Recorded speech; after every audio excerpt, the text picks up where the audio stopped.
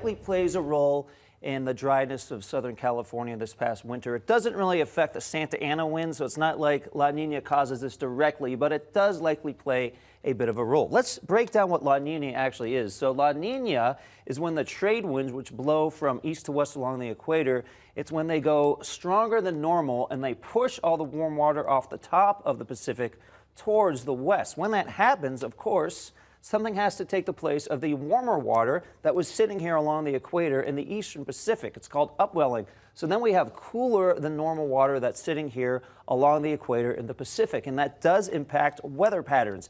It tends to produce drier than normal weather during the wintertime across the southern United States, especially here in Southern California, parts of Arizona. It tends to produce wetter than normal weather here in the Northwest. Now, I want to emphasize it tends to produce. It doesn't guarantee that things remain dry, but it kind of tips the scales in that direction.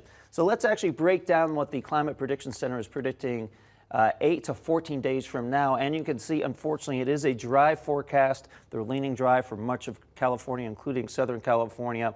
And when we look at things here in Arizona, there's also an impact. It tends to bring lower than average snowfall to places like Flagstaff.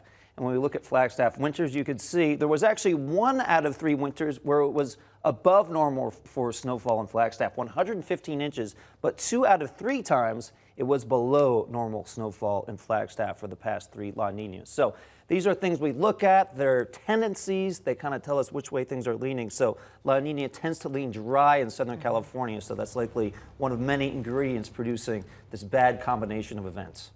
All right. Thank you so much, Pete. Yep. And while we're starting to